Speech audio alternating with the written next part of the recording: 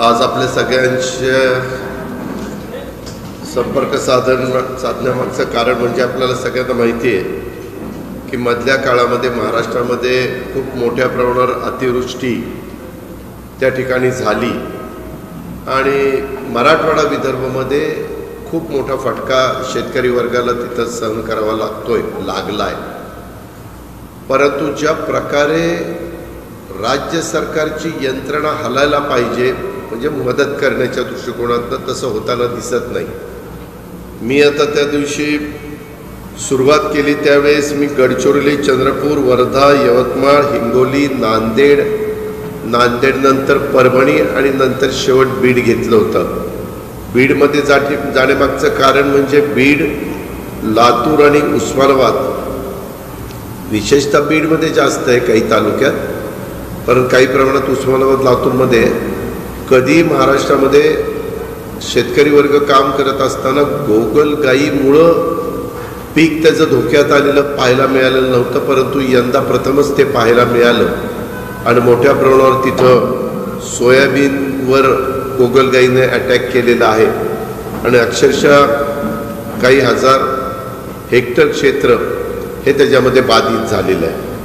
हे पहिल्यांदाच घडलेलं आहे। अशा ज्या सगळ्या गोष्टी घडत आहेत आणि ह्या घडत असताना तिथं राज्य सरकारने मध्ये सुरुवातीला मुख्यमंत्री उपमुख्यमंत्र्यांनी काही भागामध्ये दौरा केला, परंतु त्याच्यानंतरच्या काळामध्ये त्यांची कामं त्यांच्या मीटिंग चाललेल्या आहेत, पण अजूनही केंद्राच्या टीमला पण त्यांनी सांगायला पाहिजे होतं। तशी केंद्राची टीम अजून ते पाहणी करायला आलेली नाही आहे।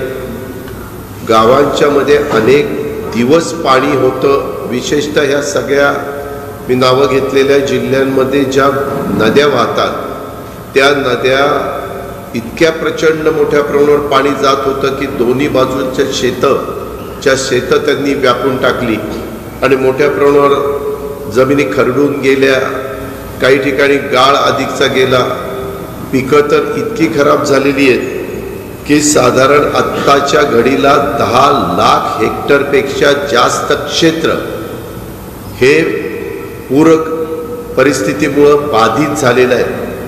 शेतकऱ्याला कळत नाही की आता आम्ही काय करायचंय। खरीपाचं हंगाम आता निघून गेलेला आहे, पुढं काही महिन्यांनी रब्बीचा हंगाम येईल। कृषी विभागाने ताबडतोब त्याच्यामध्ये हस्तक्षेप केला पाहिजे, सरकारने हस्तक्षेप केला पाहिजे, तशा सूचना दिल्या पाहिजेत। तशा सूचना अजून खालपर्यंत गेलेल्या नाही आहेत। पंचनामे सगळीकडचे 100% झालेले नाही आहेत। ते म्हणतात आम्ही करतोय, नक्की कुणी सांगायला तयार नाही की पंचनाम्याला किती काळ लागणार आहे, किती वेळ लागणार आहे। आणि ह्या सगळ्या बाबी घडत असताना काही ठिकाणी तातडीची जी आर्थिक मदत मिळायला पाहिजे काही ठिकाणी मिळाली।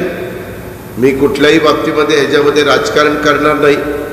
जिथं मनुष्यहानी झाली, साधारण अतिवृष्टीनं 110हून अधिक नागरिकांना या काळामध्ये स्वतःचा जीव गमवावा लागला, त्यांच्या नातेवाईकांना 4 लाख रुपयाची मदत ही पोचलेली आहे, पण ती पण आताच्या काळामध्ये तशी तुटपुंजी आहे, त्याच्यामध्ये पण वाढ केली पाहिजे अशी आमची मागणी आहे। त्याचबरोबर तिथे पशुधन मोठ्या प्रमाणावर त्याची हानी झालेली आहे, परंतु पशुधनाची मदत आजही महाराष्ट्रात कुठेही मिळालेली नाही। प्रस्ताव पाठवलेले आहेत, अधिकारी वर्गांनी प्रस्ताव पाठवलेले आहेत, परंतु कालपर्यंत ती मदत त्या ठिकाणी मिळालेली नव्हती। ती मदत तातडीनं मिळवून देण्याच्या करता राज्याच्या मुख्यमंत्री उपमुख्यमंत्र्यांनी पावलं उचलली पाहिजेत। खूप मोठ्या भागामध्ये गावाच्या गावं लोकांची घरं पाण्याखाली गेल्याच्या घटना घडल्यात आणि घरं कोसळलीत, काहींच्या भिंती पडझड झालेल्या आहेत, भिंतींना ओलावा आलेला आहे आणि घरातल्या धान्याचं, कपड्यांचं, वस्तूंचं अतोनात नुकसान झालेलं आहे।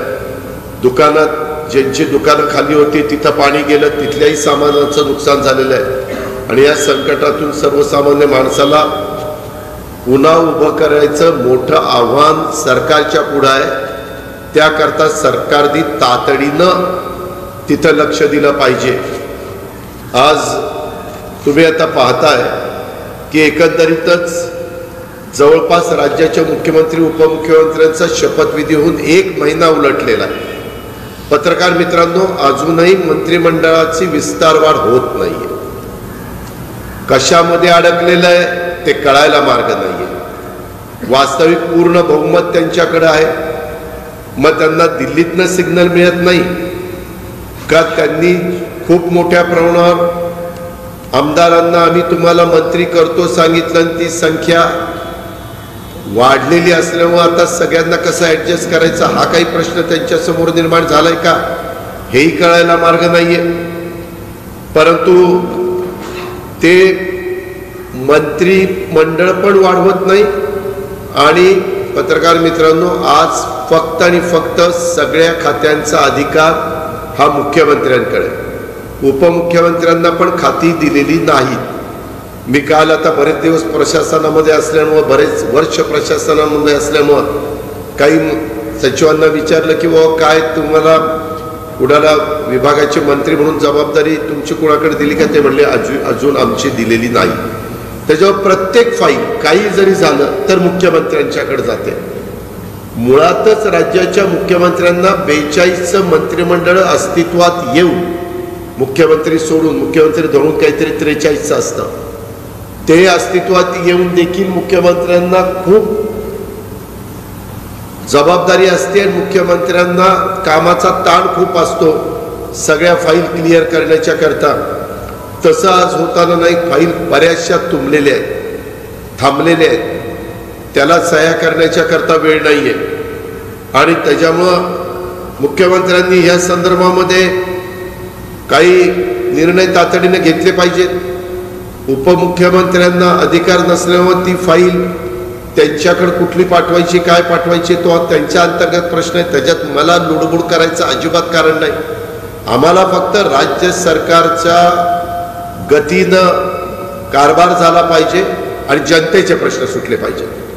आज ज्या भागातली जनता अडचणीत आहेत त्याच्यामध्ये दुबार पेरणीच्या संदर्भामध्ये खूप जणांच्यावर संकट आलं.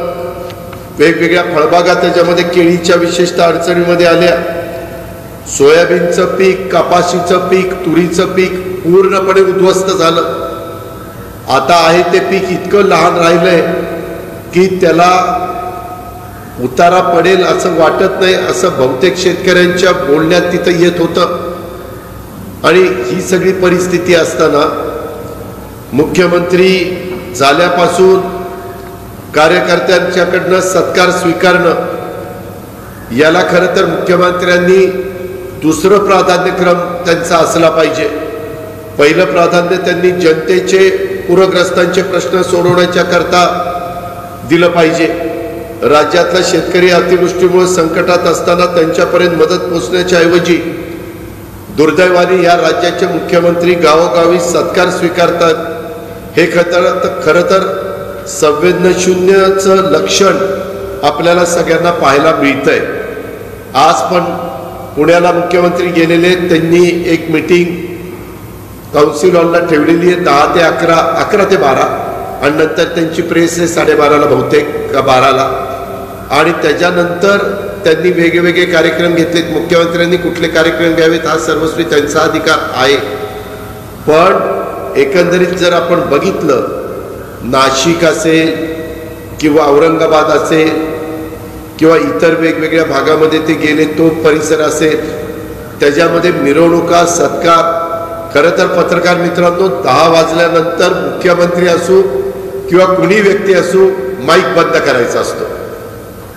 कुणी व्यक्ती असो, आम्ही पण कधी काही उपमुख्यमंत्री होतो. आणि तो नियम सगळ्यांना, फक्त आपण तो शिथिल करतो म्हणजे सुप्रीम कोर्टानेच केला. मला वाटतं गणपतीच्या काळामध्ये 2-3 दिवस, शिवजयंतीच्या दिवशी, बाबासाहेब आंबेडकर जयंतीच्या दिवशी, असं काही महत्त्वाच्या, सगळ्याच गोष्टी महत्त्वाच्या असतात, पण त्यातल्या त्यात काही दिवसांच्या करता 8 का 15 दिवसाच्या करता मुभा दिलेली. काही कुणी पाळत नाही. आता जे राज्याचे प्रमुख आहेत तेच नियम तोडतात. तिथला सीपी करणार काय? तिथला एसपी करणार काय? कुणाला सांगणार? एसपींना आणि सीपींना आदेश देणारेच जर नियम तोडायला लागले, कायदे मोडायला लागले, घटना पायदळी तुडवायला लागल्या, तर हे बरोबर नाही. हे महाराष्ट्राच्या इतिहासामध्ये कधी कुणी बघितलं नव्हतं. मुख्यमंत्र्यांनी आवर घातला पाहिजे ह्या गोष्टीला. त्यांच्या उत्साही कार्यकर्त्यांना सांगितलं पाहिजे, बाबांनो 10 वाजले, आता आपण नियमाचं पालन करून वागलं पाहिजे. परंतु तसं होताना दिसत नाही. ठीक आहे, उत्साह असतो, परंतु तो उत्साह दुसऱ्याला त्रास होणार नाही याबद्दल तरी खबरदारी घेतली पाहिजे.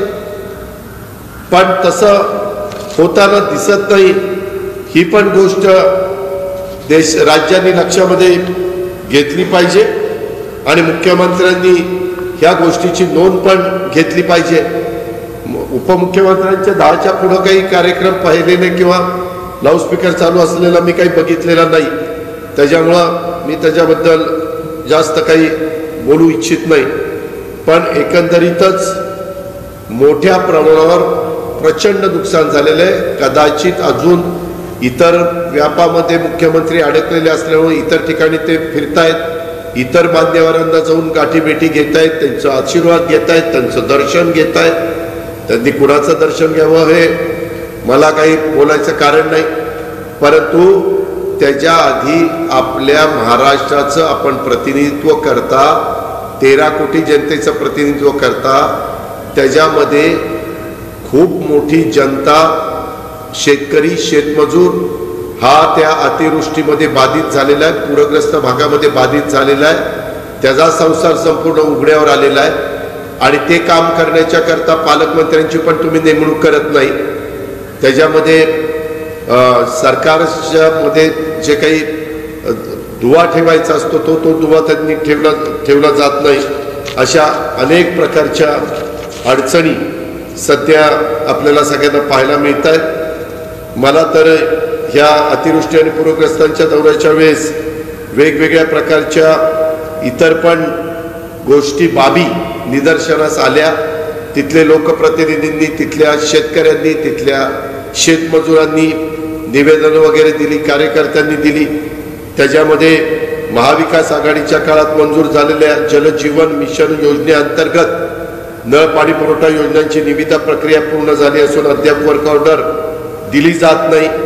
वन हक्काचे दावे प्रांताधिकाऱ्यांच्या स्तरावर प्रलंबित आहेत. ते मदत वाटपात अडचणी त्याच्यामुळे येत आहेत. काही भागामध्ये कामं 80% पूर्ण झालीत, परंतु पुढची कामं तशीच रेंगाळलेली आहेत. 35-40 वर्षापासून वन विभागाकडे प्रलंबित असणारे काही गोष्टी, तळे, वनतळे हे विकसित करण्याच्या बद्दलचे प्रश्न आहेत.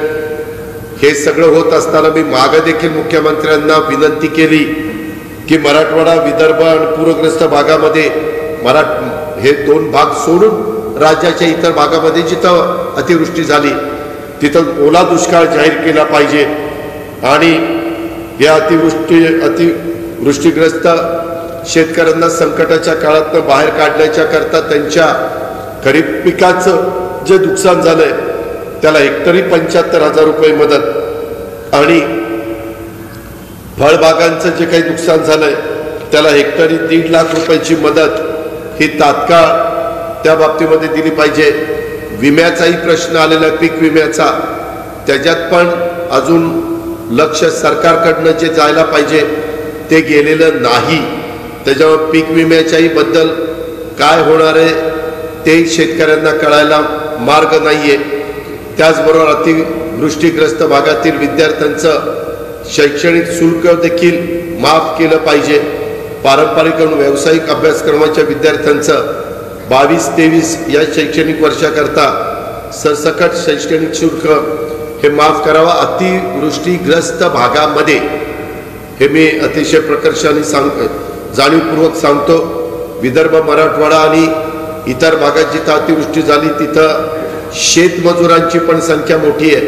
पत्रकार मित्रांनो, मागं 15 दिवस तिथं पाऊस कंटिन्यू असल्यामुळं आणि जमिनीला वापसा नसल्यामुळं त्या मजुरांच्यावर मजुरीअभावी उपासमारीची वेळ आलेली आहे.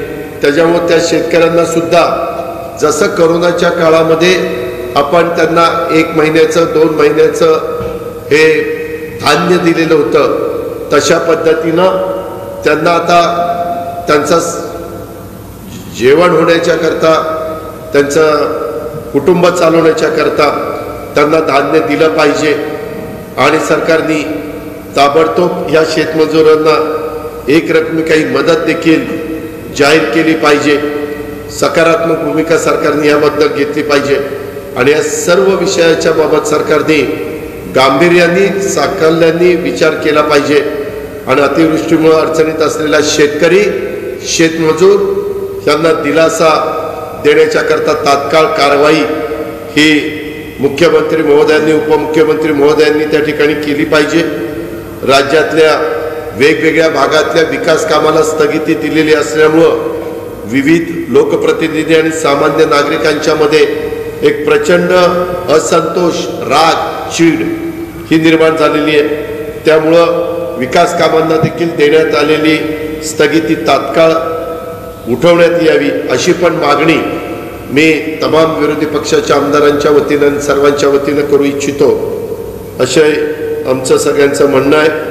त्याच्यामध्ये NDRF आणि SDRFचे नॉर्म्स इतके लहान आहेत. आम्ही मागे पंतप्रधानांना पण उद्धव ठाकरे साहेबांच्या नेतृत्वाखाली भेटलो होतो, त्यावेळेस पंतप्रधान स्वतः आम्हाला म्हणाले होते की मी ते नॉर्म्स बदलणार आहेत, फार जुने नॉर्म्स आहेत, आपल्याला त्याच्यामध्ये बदल करायचा आहे. कारण सध्या महागाई पण वाढलेली आहे, सगळ्याच गोष्टी काय परिस्थिती आहे, गोरगरीब आणि मध्यमवर्गीयाला जगणं असह्य झालेलं आहे. भाजीपाल्याचे पण दर प्रचंड वाढलेले आहेत. कारण तुम्हाला सगळ्यांना माहिती आहे की श्रावण महिना सुरू झाल्यानंतर मांसाहार मोठ्या प्रमाणावर कमी केला जातो आणि शाकाहारी बहुतेक जास्त प्रमाण वाढतं. त्याच्यावर भाजीपाला याची पण मागणी वाढते, त्याचं पण शॉर्टेज आज आपल्याला पाहायला मिळतं. त्याबद्दल पण सरकार काय पावलं उचलणार आहे, काय निर्णय घेणार आहे, काय अंमलबजावणी करणार आहे ते सांगायला त्या बाबतीमध्ये कुणी तयार नाही आहे. आणि म्हणून ह्या सगळ्या गोष्टीचा विचार करून विदर्भ व मराठवाड्यामध्ये अतिवृष्टी व पुरामुळे झालेल्या नुकसानीसाठी आर्थिक मदत करणं आणि इतर बाबींचं पत्र मी आज 2 ऑगस्टला मुख्यमंत्री आज करत नाही आहेत, ते आज खूप उशिरा पुण्यावरून येतील, परंतु आता आजच्या ऐवजी उद्या देतो, नाही तर आजच मी त्यांना पत्र देणार होतो. मला असं वाटलं होतं की साधारण सोमवार, मंगळवार, बुधवार ते मुंबईमध्ये असतील, कारण बुधवारी कॅबिनेट असतील. 2 लोकांची कॅबिनेट किती महत्त्वाची कॅबिनेट आहे, त्याच्यावरती आम्ही लोकांनी जनतेच्या वतीनं, विरोधी पक्षाच्या वतीनं त्या ठिकाणी करण्याचा निर्णय घेतलेला आणि ते आज आम्ही करतो. आपल्याला काय विचारायचं असेल तर विचार.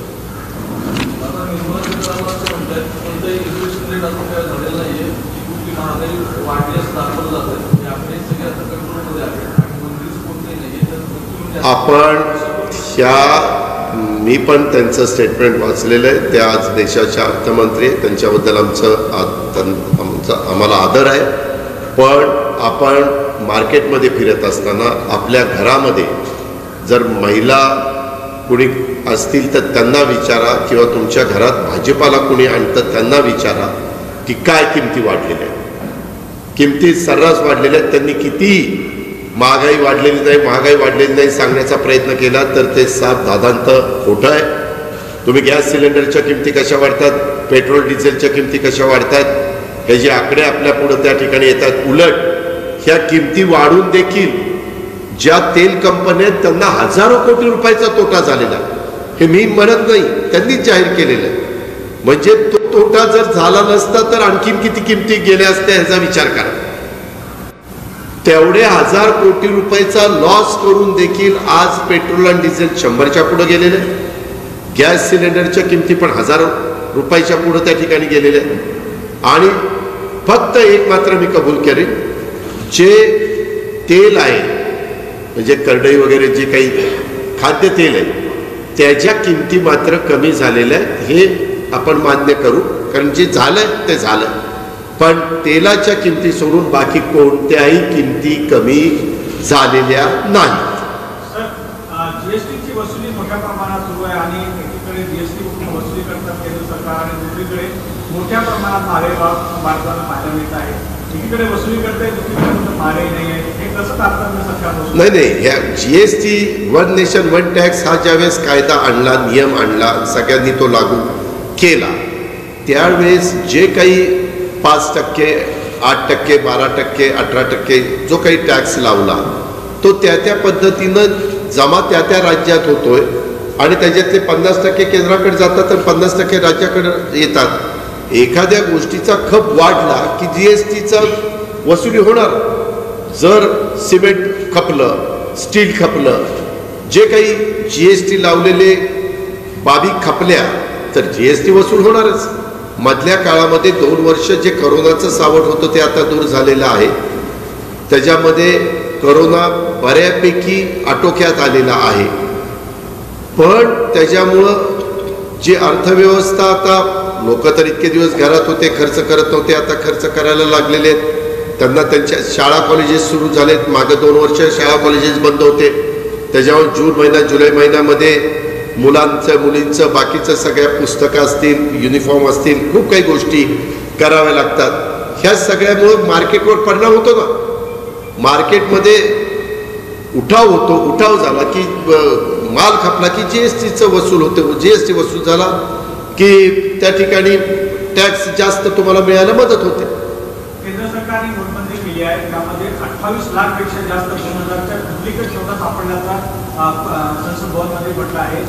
विरोधी पक्षांनी त्याचा विरोध केला होता, तरीही पण 2000च्या ज्या नोटा ज्या सापडल्या त्यामध्ये खरं 2018ला का काहीतरी नोटाबंदी किती यंदा आली 2017 का 18ला, बरोबर, 16ला काय चुकत असं, पण त्या 16, 17, 18 पैकी कधी आली. त्यावेळेस त्यांनी सांगितलं होतं कॅशलेस गोष्टी.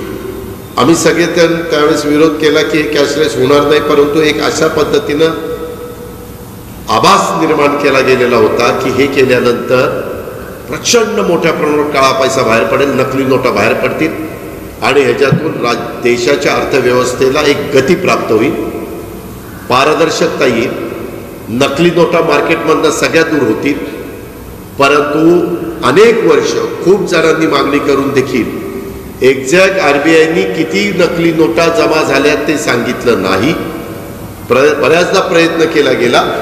ते आता सांगितलं असं म्हणतायत म्हणजे पार्लमेंटमध्ये, परंतु इतके काळ लावायचं कारण काय, त्याचं उत्तर ते देऊ शकत नाही. आज देखील मार्केटमध्ये 2000च्या नोटा मोठ्या प्रमाणावर पाहायला मिळत नाही. बँकेला विचारलं तर बँक म्हणते की जवळपास आता 500च्याच नोटा मार्केटमध्ये राहिल्या. त्याही संदर्भामध्ये RBIनी जो काही महत्त्वाचा निर्णय असेल तो घ्यावा, त्याबद्दल दुमत असायचं काही कारण नाही. पण काही जण असंही म्हणतात की ह्या 2000च्या नोटा मोठ्या प्रमाणावर डंप करण्यात आल्यात. त्याच्यामध्ये मधी जसं कलकत्त्याला आपण बघितलं 2 ठिकाणी धाडी टाकलं तर 52 कोटी रुपये मिळाले. त्यात बऱ्याच 2000च्या नोटा त्या फोटोमध्ये आपल्याला पाहायला मिळाल्या किंवा चॅनलमध्ये आपल्याला पाहायला मिळाल्या. अशा प्रकारे झालंय का काय हे कळायला मार्ग नाही. ते शोधण्याचं काम केंद्र सरकारचं आहे, इन्कम टॅक्स आहे, सेंट्रल एजेंसीज है, त्यांनी करावं.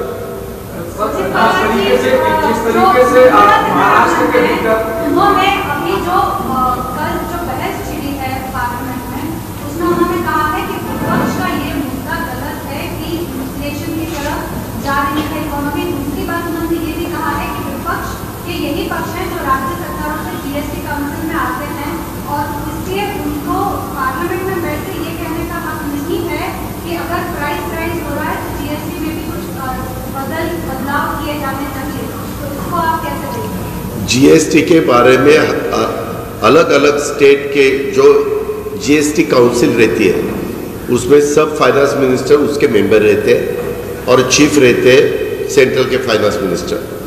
तो उसमें मेजॉरिटी देश में स्टेट्स बीजेपी के पीछे है, बीजेपी के है, उनके ही है, उनके जो उनकी युति रहती है NDA की जो पार्टीज है उनके हैं. तो उसमें तो मेजॉरिटी के कारण वही डिसीजन लेते हैं. खाली कोरोना के वक्त हमारी जब मीटिंग होती थी VC पे होती थी GST काउंसिल की, तब कुछ समय के लिए GST समझो एम्बुलेंस के ऊपर, दवाइयों के ऊपर, ये हमने कम करने की मांग की थी और सबने ये मुद्दा उठाया, तो तब उन्होंने सुना था। लेकिन बाकी बारे में खाली कहने के लिए जीएसटी काउंसिल है, मेजॉरिटी उनके पास है, इसीलिए वो सबका सुनते, लेकिन उनकी जो पॉलिसी फाइनल उनका डिसीजन होता है वही वो बताते और खत्म करते हैं।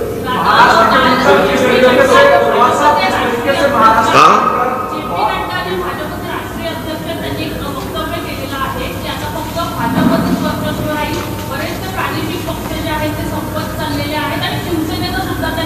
का मी आपल्याला सांगतो की अनेक राष्ट्रीय पक्षांना असं वाटत असतं की सगळीकडं आपलाच आलबेल असावं, आपणच सगळीकडे असावं। तुमच्या माझ्या भारताचं 47 साली स्वातंत्र्य मिळाल्यापासून आजपर्यंत बघितलं तर जगामध्ये सगळ्यात जर लोकशाही कशा पद्धतीनं असेल की ती फक्त आणि फक्त आपल्या भारतातच आहे। ती इतकी आपली स्वतःची भूमिका व्यवस्थितपणे बजावत असते। ज्या वेळेस ज्या राज्यकर्त्यांनी चुका केल्या हे जनतेला उमगलं, त्या वेळेस जनतेने त्यांना बाजूला करण्याचं काम केलं। आपण 1977चा पण काळ बघा, त्याच्यानंतरचा 1980चा पण काळ बघा, त्याच्यानंतर 1984चा पण काळ बघा, आणि त्याच्यानंतर अनेक घटना घडल्या। असं वाटत होतं की त्यावेळेस आता एकच पक्ष राहणार, तसं होत नाही। आपल्या इथं जे संविधान आहे, बाबासाहेब आंबेडकरांनी दिलेले जे कायदे नियम घटना आहे, ते सगळं बघितलं तर हे अशक्य गोष्ट आहे। एवढ्या मोठ्या खंडप्राय देशामध्ये शेवटी जनतेला जे वाटतं, म्हणजे मलाही वाटलं नव्हतं की 2014ला पूर्ण देशामध्ये नरेंद्र मोदी साहेबांना निर्विवाद बहुमत मिळेल, पण ते मिळालं। कुणालाच पत्रकार मित्रांनाही वाटलं नव्हतं, कुणालाच वाटलं नव्हतं, पण ते मिळालं।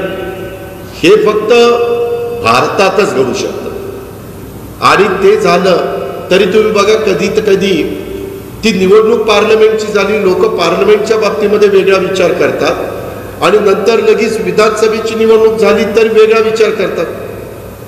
ते आपण दिल्लीमध्ये बघितलं, पंजाबमध्ये बघितलं, आपण पश्चिम बंगालमध्ये बघितलं, तेलंगणाला बघितलं, केरळला बघितलं, आपण कर्नाटकामध्ये बघितलं, नंतर तोडफोड झाली।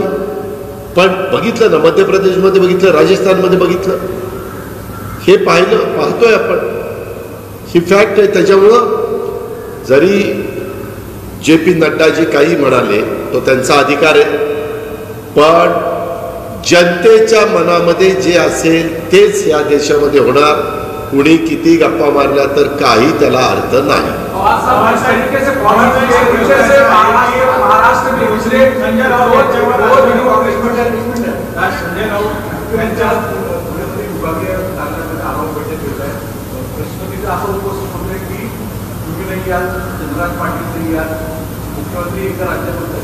हो का, सहसा तुम्हाला सगळ्यांना माहिती की सोमवार, मंगळवार, बुधवार बहुतेक जर मुंबईमध्ये राहतात, कारण मंगळवार बुधवार हे आमदार लोकांच्या सगळ्यांच्या समित्या, त्या कमिट्या असतात, सगळेजण मंत्रालयातली कामं वगैरे करण्याच्या करता येतात। आपण सहसा, तो मुख्यमंत्र्यांचा अधिकारी कधी बैठक घ्यावी, पण सहसा बैठका गुरुवार, शुक्रवार, शनिवार, रविवारच्या काळामध्ये घेतल्या जातात। आता मला पण काल कळालं किंवा मुख्यमंत्र्यांनी बैठक घेतलेली आहे आणि ती 11 वाजता काहीतरी आज आहे। मात्र आज तुमच्याशी पण बोलायचं होतं, मग तिथे पण माझं रद्द झालं असतं। आज मी पार्टीला पण वेळ दिलेला होता, म्हणजे मागे गुरुवार द्यायचं होतं, तसं मंगळवारी हेमंतराव, शिवाजीराव सगळ्यांनी सांगितलं की इकडं एक दिवस, अर्धा दिवस देत चला, त्याच्यामुळे मला इकडे यायचं होतं, म्हणून मी नाही। आणि ही ती मिटिंग आहे ना, ती नावाला मिटिंग असते। हे तुम्ही बघा, ती तास 1.5 तासाची मिटिंग आहे, नंतर पूर्ण काम सासवड, नंतर तानाजीराव तानाजीराव सावंत आमदार महोदय त्यांच्या घरी, त्याच्यानंतर भालगिरे त्यांच्या घराकडं, म्हणजे शिंदे गट, शिवसेना शिंदे गटात जे सामील झाले त्यांचे ते सगळे कार्यक्रम आहेत, ते करावे. प्रत्येकाला वाटतं की आपण ज्या पदावर बसलेलो असतो ते सरकारचं काम बघत बघत पक्ष आपला वाढावा. आता पक्ष नाही, त्यांचा गट वाढावा म्हणून त्यांचा प्रयत्न चाललेला आहे. कारण अजून मॅटर कोर्टामध्ये आहे, कोर्टाच्या बद्दल सगळ्यांचं लक्ष आहे.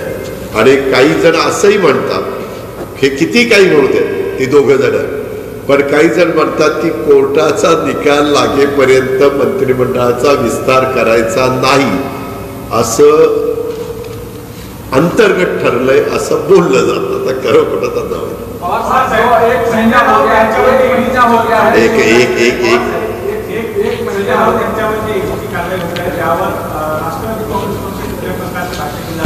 नाही, एक मिनिट तसं नाहीये.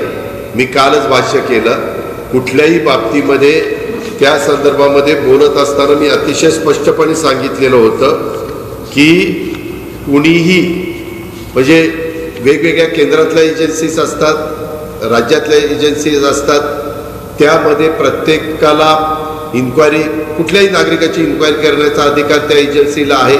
नियमाच्या कायद्याच्या चौकटीमध्ये बसून फक्त करत असताना सूड भावनेने कुणी कुणावर ॲक्शन त्या ठिकाणी घेऊ नये. सूड भावनेने कुणी कुणावर त्या ठिकाणी ॲक्शन घेऊ नये, हे कालच मी वक्तव्य केलं. आता वक्तव्य करून तुम्ही बोलत नाही, मला तर काही कळत नाही. बोलायचं नाही म्हणजे काय बोलायचं? मंत्रिमंडल का विस्तार 1 महीने होने के बाद भी नहीं हो रहा है. आप लगातार दौरा कर रहे हैं महाराष्ट्र की जो परिस्थिति है, आपको कैसा लगता है? और आजकल आप लेकर जाने वाले हैं मुख्यमंत्री को? मैं लेटर लेके जाने वाला हूँ. ये विदर्भ, मराठवाड़ा और महाराष्ट्र के जिस एरिया में ज़्यादा बरसात हुई और वहाँ बहुत लोगों का बाढ़ आने के बाद हमारे फार्मर्स का और वहाँ के मजदूर लोगों का बहुत बड़ा नुकसान हुआ है, गांव का बहुत बड़ा नुकसान है, उसके बारे में मैं जा रहा हूँ. लेकिन मेरा ये खुद का कहना है कि 1 महीना हो रहा है, ये क्यों उन्होंने मंत्रिमंडल का विस्तार रोका है? तो शायद सुप्रीम कोर्ट में मैटर है, उसका भी कारण हो सकता है. मैं डेफिनेट नहीं बोल सकता, लेकिन हो सकता है. दूसरा, उनको उनके हाई कमांड की तरफ से ग्रीन सिग्नल जो आना चाहिए कि कितने लोग लेना चाहिए, कि कौन लेना चाहिए, कौन से डिपार्टमेंट किसके तरफ जाना चाहिए, उसके बारे में कुछ, उसके कारण कुछ डिले हो रहा है क्या ये समझना मुश्किल है. लेकिन सब आप भी देख रहे हैं, मैं भी देख रहा हूँ, पूरे महाराष्ट्र की जनता देख रही, देश देख रहा है कि मंत्रिमंडल का विस्तार नहीं हो रहा. महाराष्ट्र में लाउड स्पीकर का जो नियम बनाया गया उसका उल्लंघन कुछ मुख्यमंत्री कर रहे हैं, वो आप देख रहे हैं ना. 10 बजे के बाद वो तो स्पीच दे रहे हैं. मेरा इतना ही कहना है कि सीएम साहब, आप अभी मुख्यमंत्री हो. अगर ये जो कानून बनाया जाता है वो सबके लिए, उसका सबने उसके अमलबजावनी करनी चाहिए, सबके लिए है वो. लेकिन वैसा नहीं हो रहा है, वो गलत है. उनके तरफ तो जो ज़्यादा ध्यान है लोगों का. जब हम chief minister, deputy chief minister, minister के नाते जब लोगों में काम करते हैं तो हमने तो ज़्यादा से ज़्यादा उसके ऊपर ध्यान देके नहीं, 10 बजने के लिए 5 मिनट कम होते हुए ही बंद करना चाहिए, क्योंकि वहाँ पुलिस डिपार्टमेंट रहता है. पुलिस डिपार्टमेंट भी प्रॉब्लम में आता है कि क्या करने का. फिर पुलिस डिपार्टमेंट के ऑफिसर ने 10 बजे, 11 बजे, 12 बजे, 1 बजे इनका स्पीच चालू है तो उनके घड़ी में 9:50 में 50 मिनट दिखाना चाहिए क्या? नहीं, मेरे घड़ी में 9:50 ही हुए. ऐसा नहीं है. ठीक है, आपको लगता है कि आपके ऊपर बहुत लोग खुश है, आप भी खुश है, लोग भी खुश है, ऐसा आपको लगता है तो खाली 10 बजे ये सब बंद करो लाउड स्पीकर. बाकी तो आप पूरी रात आपने काम चालू किया तो भी हमें कुछ उनके बारे में बोलने की जरूरत नहीं है.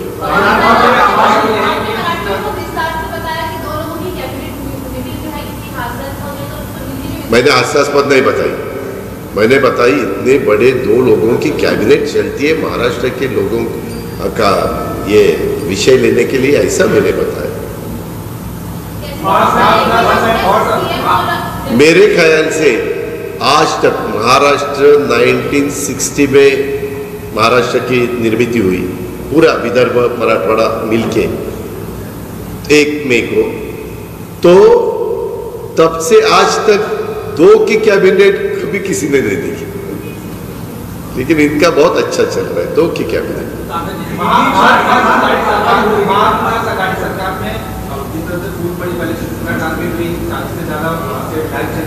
अब कांग्रेस के 8 विधायकों को भी नोटिस दी गई उनकी पार्टी के अंतर्गत, लेकिन ऐसा नहीं लगा कि महाविकास अघाड़ी की तरफ से विधायकों की दूरियां बनती जा रही है, तो उसका कहीं ना कहीं असर अपोजिशन कमजोर होता हुआ नजर आ रहा है लगातार कांग्रेस पे बीजेपी के लोगों की। नहीं, उनके पार्टी में अभी कांग्रेस पार्टी के अंदर जो भी है उसके बारे में क्या डिसीजन लेना है वो उनका अधिकार है, हम उसके बारे में बोल नहीं सकते।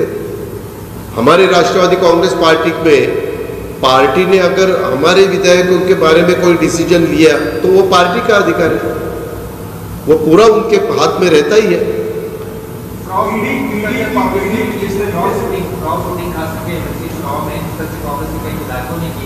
क्या आपको ये लगता है कि ऐसे विधायकों को महाविकास अघाड़ी में उन पे कार्रवाई होनी चाहिए? ये देखो क्रॉस वोटिंग हुई है, ये आप कैसे देख सकते हैं कि क्रॉस वोटिंग हुई? हम जब जाते हैं अंदर वोट देने के लिए तो हम दिखा नहीं सकते, या हम शूटिंग नहीं कर सकते, या फोटो नहीं निकाल सकते, यह भी आपको पता है। राज्यसभा में हमने वोट देने के बाद हमें वहां जो भी हमारा प्रतिनिधि रहता है पार्टी का, उनको दिखाना पड़ता है और फिर वो पेटी में डाल देते हैं। तो वो तो सबने देखा है, कांग्रेस के विधायकों का वोट कांग्रेस के प्रतिनिधि ने देखा है, एनसीपी का हमारे प्रतिनिधि ने देखा है, बीजेपी शिवसेना, खाली इंडिपेंडेंट को वोट दिखाने का अधिकार नहीं था तो उन्होंने नहीं दिखाया।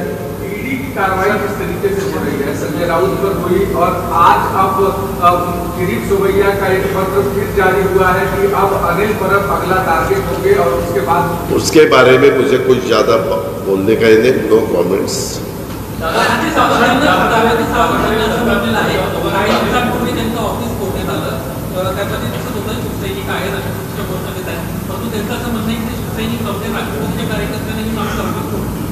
जे कुणी फोडलेलं असेल त्याच्यामध्ये आता म्हणावं सरकार तुमचंच आहे, पोलिसांना सांगा कुणी ऑफिस फोडलंय, कुणी चुकीचं केलंय, कायदा हातात कुणी घेतलाय, त्यांच्यावर ऍक्शन घ्या।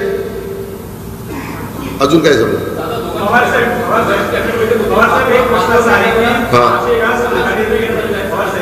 महाविकास आघाडी सरकार हे प्रधानमंत्री आवास योजनेमध्ये चांगलं काम केलं नाही असा ठपका या सरकारने ठेवला आहे की ज्याप्रमाणे महाविकास आघाडी अजिबात नाही, तसं नाही ठेवलं।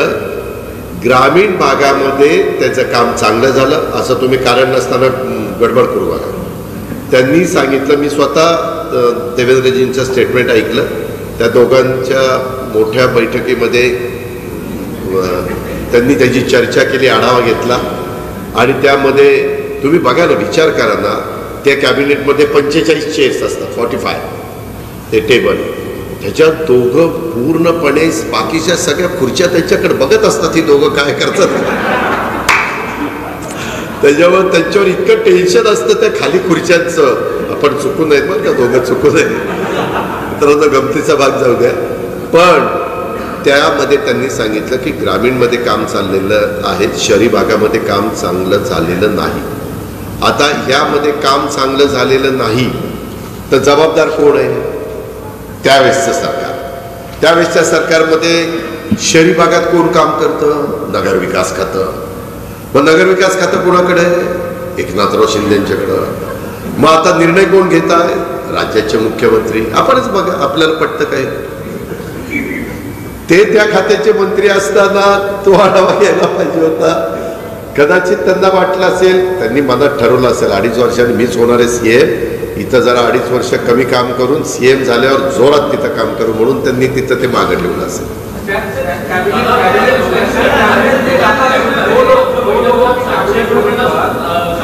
कोणीतरी एकाने विचारले प्रश्न,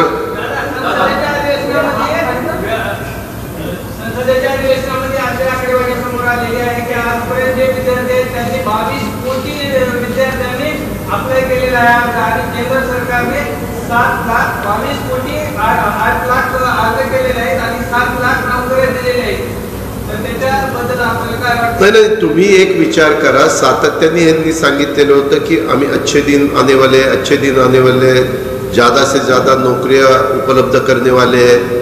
तसं होतच नाही. 2 वर्ष कोरोनात गेले. आम्ही तेच सांगतोय की बेरोजगारी वाढतीये, बेकारी वाढतीये, हे तर आम्ही सातत्याने सांगतोय.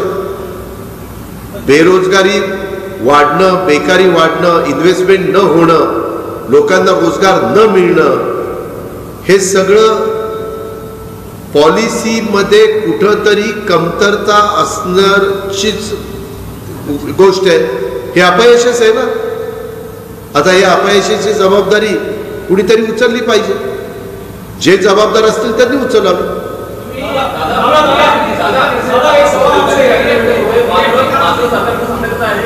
महिन्याभरात 749 शासन निर्णय जारी करण्यात आले. दिवसाला जवळपास 25 GR निघतात सरकारचं म्हणणं आहे. एवढे GR खरं तर निघू शकत नाही, कारण इतक्या फाईल्स राज्याच्या मुख्यमंत्र्यांची सही मुळं तिथं थांबलेली आहेत. कारण आज मंत्रिमंडळात खातेवाटप झालेलंच नाही आहे. खातेवाटप झालं नसल्यामुळं आम्ही आमच्या काळामध्ये काय केलेलं होतं, उद्धव ठाकरे साहेब मुख्यमंत्री झाले होते तेव्हा 7 लोकांचं मंत्रिमंडळ होतं. पण राष्ट्रवादीचे जे मंत्री होते त्यांची सगळी खाती भुजबळ साहेब आणि जयंतरावांकडे होती. एकनाथरावांच्याकडे आणि सुभाष देसाईंच्याकडे शिवसेनेची खाती होती आणि त्या काँग्रेसची खाती नितीन राऊत आणि बाळासाहेब थोरातांकडे होती. त्यावेळेस आत्ताचे मुख्यमंत्री गृहमंत्री होते, तुम्हाला आठवत असेल. गृहमंत्री ते होते, कारण गृहमंत्री गृह खातं आणि नगरविकास खातं या दोन्हीतलं कुठलं खातं राष्ट्रवादीला द्यायचं ते तोपर्यंत ठरलं नव्हतं. आणि मग सेकंडचा शपथविधी आमचा झाल्यानंतर त्यांनी गृह आम्हाला दिलं आणि नगरविकास त्यांच्याकडे ठेवलं, असं ते झालेलं होतं. त्याच्यामुळं हे जे काही GR वगैरे ते असतील ते निघण्याच्या करता आता खरं तर काही GR निघा मंत्रिमंडळामध्ये जे निर्णय ते घेतात त्याच्या संदर्भातले GR काढण्याच्या करता त्या दोघांना अडचण त्या ठिकाणी येत नाही, कारण तिथंच बसून फाईल आली की एकाने सही करायची की दुसऱ्याने सही करायची, त्याला वेळ लागत नाही. आणि तिथं CS असलं की CS नाही, म्हणजे एकाच वेळेस 3 सह्या होतात. त्याच्यामुळे लवकर उरकलं पाहिजे, परंतु त्याची जी प्रकारची अंमलबजावणी व्हायला पाहिजे दुर्दैवाने ते होत नाही. म्हणूनच राज्यातला कारभार हा रखडलेला आहे.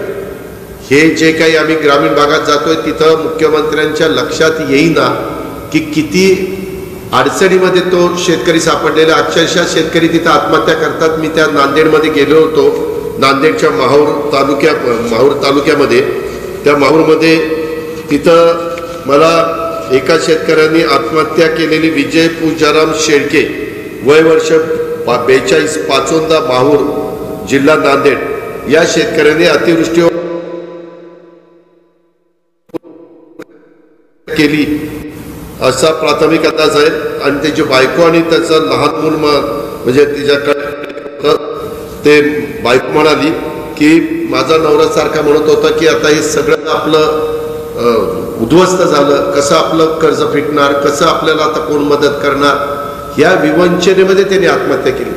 मग मुख्यमंत्री महोदयांना हे दिसत नाही? हे मी उदाहरण खाती दिलं, एवढ्यावरच नाही थांबलेलं. अशा खूप आत्महत्या आपल्या महाराष्ट्रामध्ये होत आहेत आणि झालेल्या.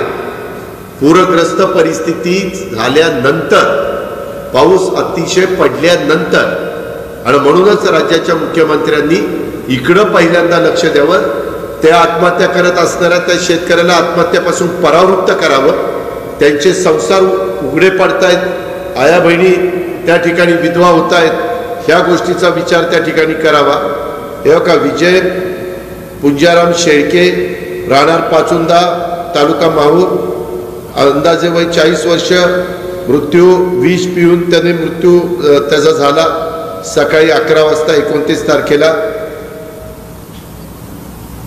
सख्या भावाच्या नावाने त्याची शेती आहे आणि तो शेती ती सख्या भावाची करत होता.